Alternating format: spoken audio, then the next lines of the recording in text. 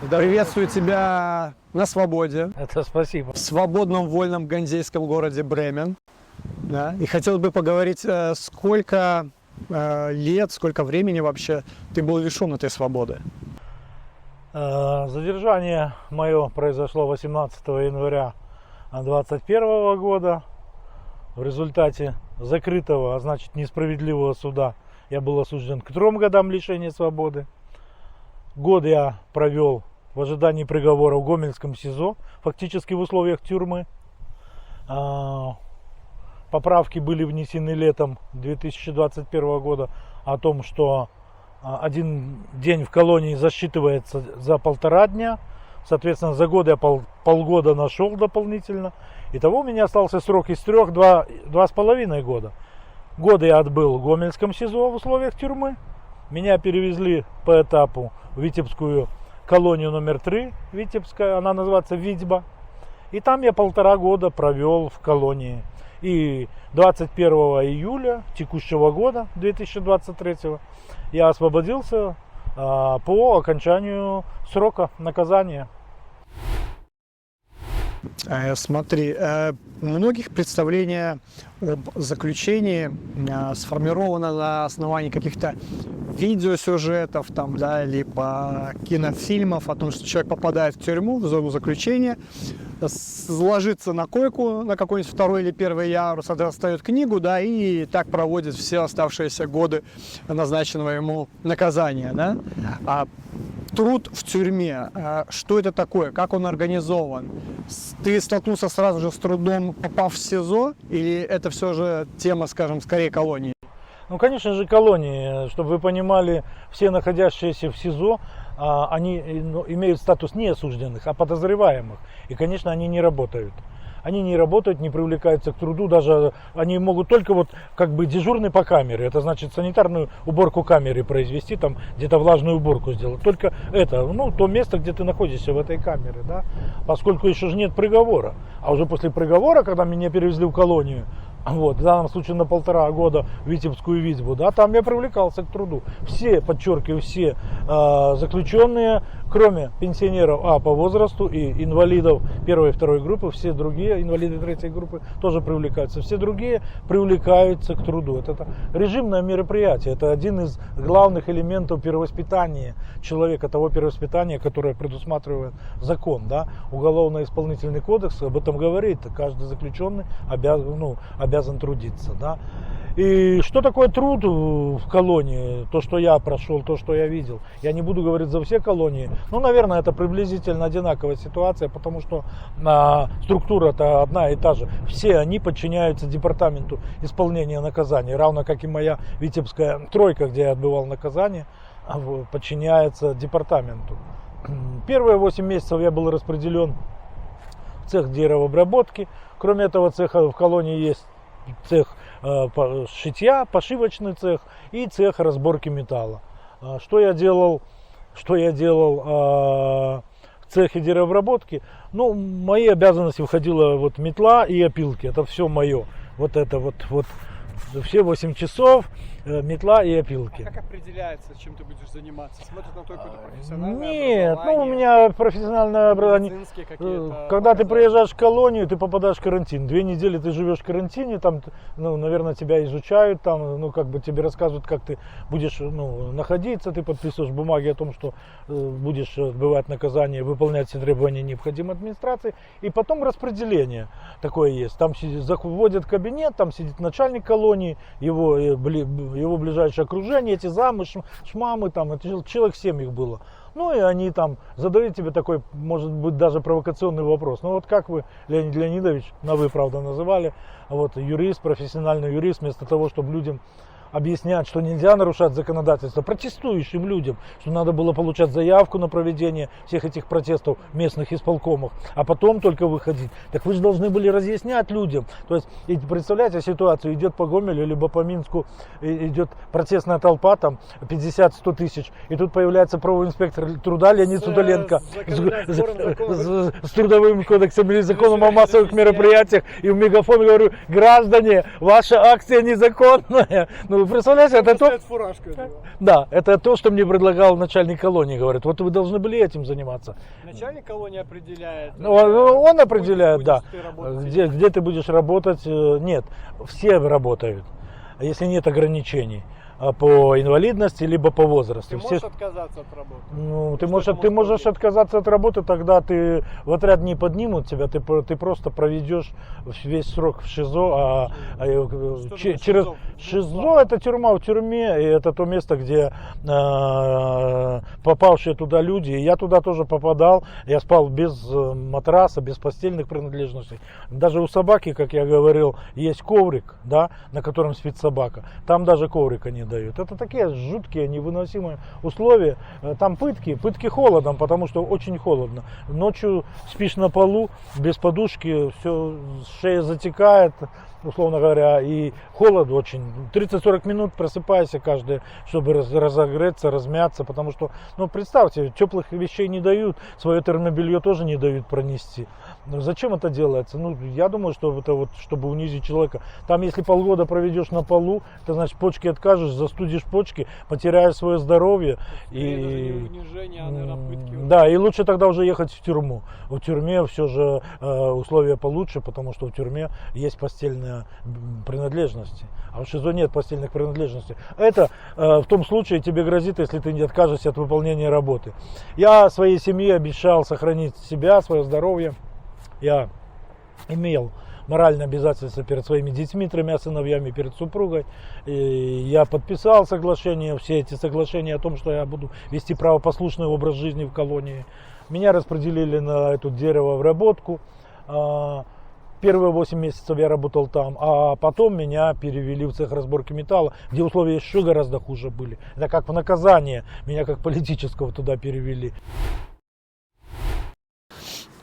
Если работник не выполняет норму, которую ему назначают на смену, что происходит и что это за норма? Да, каждому заключенному доводится норма. Ну, например, добыть 10 килограмм меди, да, вот, или там свинца, или алюминия. У меня в том числе была норма, но эта норма, в принципе, была выполнимая. Я ее всегда выполнял. Это если просто забить и ничего не делать, ты тогда не выполнишь. И, конечно же, тебя отправят в ШИЗО. Если ты отказ... это фактически это отказ от работы. Да, ну, другое дело, что когда тебе дают норму, а нету материала, с которого добыть. С 1 килограмма, кабеля, который привезут, 20 килограмм невозможно добыть цветного металла. Да, они нормы иногда требовали, норма остается, а материала, с которого добывать, это нельзя. Ну, по-разному это было. На меня один раз была докладная, когда я не выполнил норму. В принципе, наверное, это было по заказу, потому что готовили к ШИЗО. Я же говорю, что для политических всегда повышенное внимание. И чем публичнее человек, известнее был на свободе, тем больше повышенное к нему внимание. В колониях заключенные занимаются деревообработкой, да? Ну, в нашей колонии 3 цеха было. Это цех деревообработки, цех разборки металла и так называемая швейка, там, где стоят швейные машины, и заключенные что-то шьют. Я не работал в этом цеху, поэтому каждый день, да, но я был в этом цеху, потому что там, ну, надо что-то подшить себе, там, например, пошить. Конечно, я посещал этот цех. Я знаю, что там выполнялся какой-то российский заказ, где шили там какую-то камуфляжную, например, форму, либо что-то рюкзак, либо какие-то чехлы. Ну, все что связано с военными действиями России на Украине. И наоборот говорили, о, хороший заказ, там работа обеспечены, потому что, ну, одно дело, когда там шьешь какие-то там перчатки, там ну, какое-то постельное белье для больниц, например, там наволочки, простыни, вот это все. А другое дело, когда получить реальный заказ от Министерства, скажем, обороны России и получить реальные деньги. Потому что белорусская эта больница нужна, это, конечно, тоже нужно постельно, но это же бюджет, им там кто знает, как кто что платит. А тут российские деньги вроде как, инвестиции в страну идут. И, конечно, вот швейка шила, выполняла этот российский военный заказ. Я думаю, что все швейные, насколько я знаю, очень большой цех швейный в Гомельской женской тюрьме, и там очень большой, и я думаю, они тоже выполняют российские эти заказы. Вот, ну, шьют вот форму, бандирование, рюкзаки, ну, мало ли что они, какие-то защитные халаты, там все это. На лесопилках чем в основном занимаются рабочие? Лесопилка, это значит, привозят лес, на вагонетках загоняют цех, там ленточные пилы стоят, разгоняют на брус, а брус уже режут там в зависимости от заказа. В основном это поддоны, делали поддоны и делали на Гомель стекло, делали такие специальные короба для стекла, которые отправляют в Китай на экспорт. И чтобы такая долгая дорога по железной дороге, долгий путь, и чтобы стекло не лопнуло, сделали специальные короба. Но очень часто, поскольку сушилки не было, делали из сырого дерева, очень часто Гомельстекло возвращало это обратно, на что оно все покороблено, посинело, оно не высушено, повело. И очень часто, я всегда удивлялся, а кто за дорогу заплатил, кто за лес заплатил. Потому что эти короба потом просто их спилили и в топку отправляли, топили кочегарку. Поэтому... Заказчиками, по сути, выступали белорусские какие-то предприятия, да? Да, я не думаю, что вот эти поддоны, это не были европоддоны, что их отправляли на экспорт. Вряд ли. Щепу еще кололи, так вот такие маленькие сеточки щепа. Вот как на заправках продается такая вот щепа. Вот это тоже вид такой продукции. Ну, это такая вот как бы продукция, вот, ну, я не думаю, что она пользуется спросом. Я думаю, что, скорее всего, это все вот идет, как идет. И я хотел остановиться подробно на технике безопасности, которая там труда. Я как правовой инспектор труда вот, знаю, что такое техника безопасности и как она должна соблюдаться на предприятиях. Там же я разбирал вот эти металлы цветные, да, ну, медь, алюминий, свинец, доставали с кабелей, которые в земле лежали по 50 лет, их достают, режут на куски. И вот у меня нож в руках, плоскогубцы в руках и молоток, инструмент. И весь инструмент. И вот этим всем я вот так вот должен снимать эти там и металлическая есть оплетка, есть оплетка такая пластмассовая, плюс очень такой запах постоянно стоит, такой вот химии, явной химии. Летит тебе в носоглотку, нос летит от стекловата, оттуда в солидоле, все такое. И получение травм. Да у меня руки были порезаны, поколоты, никого не интересует. Перчаток, да, руки всегда были гнили руки просто от порезов, от проволока, вы знаете, там уколоться, это же очень просто. Разовых перчаток это потом мне пока супруга организовала с передачей, как-то прислала там комплект, такую пачку этих перчаток разовых прорезиненных. Мне стало легче. Супруга прислала Так а там всем присылают, их же не выдают, родственники помогают выживать в этих условиях. Опять же, эту химию, мыло помыть там, или порошок, ну помыть руки просто другой раз нечем было, хозяйственного мыла не было. Я уже не говорю за респиратор, когда вечером, извините, сморкаюсь, и все это черные сопли текут с носоглотки, потому что носоглотка служит заключенному респиратором. Я уже, опять же, глаза, очки, ну, глаза тоже не были закрыты. Ну, защитить глаза от случайного попадания конца провода, например, там очень скученность такая в рабочих местах, там рядом этот работает, проволока махает, ну, постоянно... Какой-то цех? Да, ну, это помещение, столы, вот как... Сколько оно примерно по размеру? Ну, помещение большое, так там и людей же, там 100 человек. Ну, 100 человек? Ну, 100 человек в одном цеху работает, ну, цех квадратов 50 цех. И в этом цехе работает 100 человек, вот стол к столу стоит, и вот так мы с тобой вот рядом вот нож. Много было, конечно, травм, ну, например, я могу привести примеры, когда там... Примеры серьезных травм. Серьезные травмы, это вот кисть руки человек повредил, когда я работал в цеху деревообработки, там же эти ленточные пилы есть, ну, и вот как-то он там повредил. Но я хочу сказать, что политических на серьезные, вот на пилы не ставят там.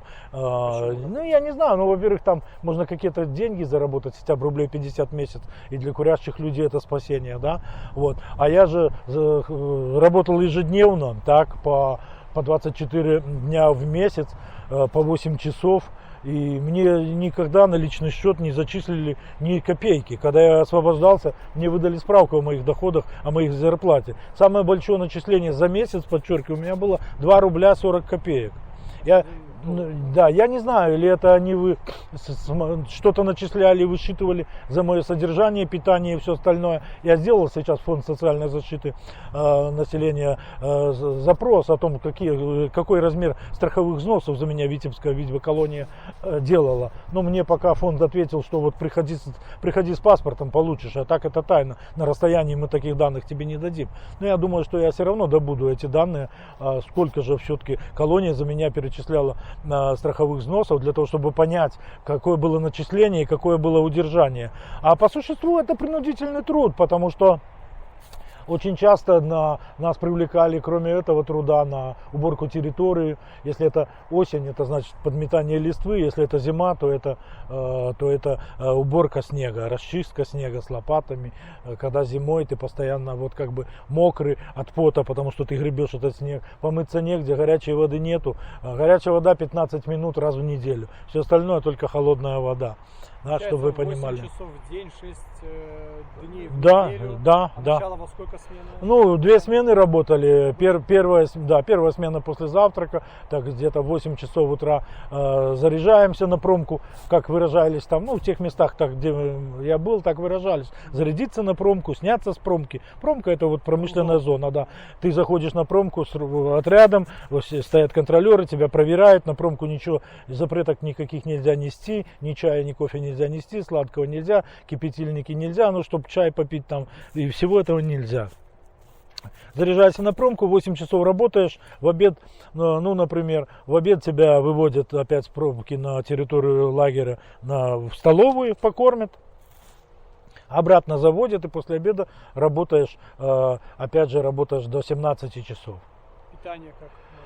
Ну, питание в столовой, питание в лагерях, питание в СИЗО — это отдельная тема большого разговора.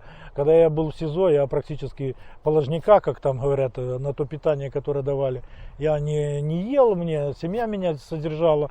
А в колонии, конечно, там посложнее. Мне пришлось заставить себя есть кашу на воде, эту пшенную сечку. Пшенную кашу давали достаточно редко, она была неплохая, поскольку, ну, пшенка, да. А так в основном овес, овсяная каша, овес на воде, либо сечка на воде. Низкая калорийность? Ну, калорийность никакая, ты эту кашу съедаешь, ну, что утром, кроме каши? Стакан чая и кусок хлеба, плюс чай был с общего котла, очень сладкий. Я прокурору отдавал. Ну, рядом был со мной человек, который прокурор.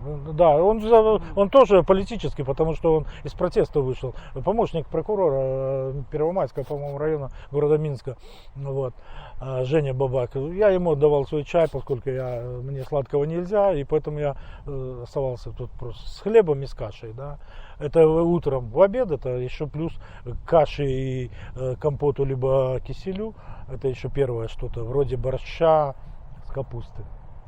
Вечером опять же каша, стакан сладкого чая и кусок хлеба. И вот это весь рацион. Через час ты хочешь кушать снова, когда поел. И тема вот лечения, медицинского обеспечения в колониях — это отдельная тема, которой тоже стоит и нужно говорить. Если говорить опять же про тему лечения, те, кто получает травму какую-то на производстве, они обращаются к какому-то санитару, кто медчасть? Да, если человек получает травму, ну там, как правило, тоже будут эти оперативные работники расследовать, брать объяснительные, фотографировать место рабочее, где произошла травма. Но это все направлено на то, чтобы между собой не было каких-то конфликтов, чтобы не дрались, чтобы не травмировали друг друга сами заключенные. Конечно, если будет открыто кровотечение, там какая-то рана, то, конечно, тебя заведут в медпункт, тебе наложат там бинт, остановят кровотечение. Первую помощь медицинскую окажут. А если говорить уже глубже, то, конечно, там все очень сложно. Я заехал в разгар коронавирусной инфекции. Это был январь 22 года я заехал и тоже заболел. Тогда же был разгар коронавируса. У меня температура под 40 поднималась. Меня изолировали в эту комнату отдельную. 20 дней я там провалялся в этой комнате. Но мне в дверь этот вот человек в защитных этих всех делах, капюшонах мне что он давал, ну, еду и антибиотик непонятно, и все. Я не знал, от чего меня лечат. И вот те моменты, когда ко мне сознание то приходило, то уходило. Ну, потому что вот давали мерять температуру градусник. Я видел, у меня было вот 39,8, даже такую температуру. Но я был в таком полуобморочном состоянии. Когда такая большая температура, ты себя очень плохо чувствуешь и ты не понимаешь. Я понимал, что если понадобился искусственный аппарат вентиляции легких, его там нет. И все.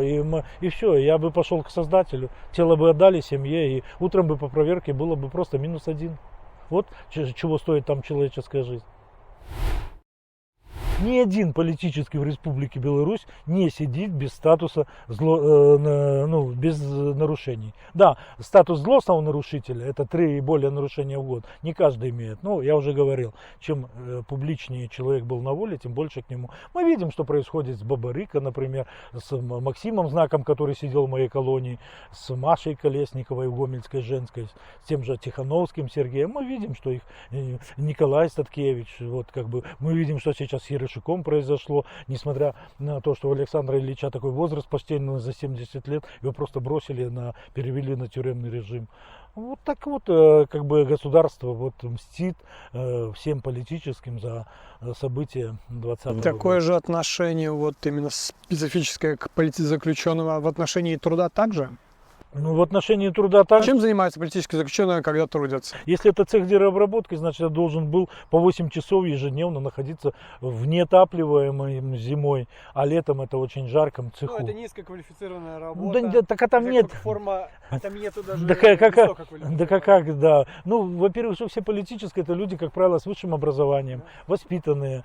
Это я хочу просто понять, это форма унижения? Ну, конечно, безусловно, форма унижения, да. Вот если очень часто можно было слышать от наркоманов до 2020 года, они сидели под таким контролем, они носили зеленые бирки. А когда появились в 2020 году политические, нам дали желтые политические бирки, а про наркоманам забыли, и наркоманы уже стали носить тоже белые бирки. То есть они их забыли. То есть сделать жизнь невыносимой. Система построена не для того, чтобы меня там исправить. А система построена на то, чтобы растоптать тебя, содержать тебя в информационном вакууме, чтобы у тебя сложилось внутреннее убеждение, что ты никому не нужен, что тебя все забыли. Что... Я же сидел без права переписки, я даже ходил к начальнику колонии и говорил о том, что в моем приговоре нету штампа без права переписки, почему вы мне писем не отдаете? На что он ответил, ну ты от жены письмо получаешь? Да, получаю. Ну тебе хватит. А что такое письмо от жены? Она 1 числа из Гомеля высылает письмо, а мне цензора его дает 17-18, через 2-3 недели отдает. Оно 2 дня идет, остальное время оно лежит у цензора. И уже теряется смысл в звонках, потому что я каждое воскресенье, например, там, каждую неделю имел возможность звонить домой, там на 10 минут давали звонок, да, опять же в присутствии цензора. Опять же, вот если обыкновенные заключенные звонят, когда хотят, как хотят, без цензора, меня цензор слушает, запрещает говорить о политике, о войне, об Украине. У меня 3 сына, пока я там с женой поинтересуюсь, как у одного сына дела, у другого дела, у третьего. Все, уже 10 минут ушло. Все, конец, связь прерывается. Некогда о политике разговаривать. Есть ли какой-то механизм в тюрьме протестовать какие-то?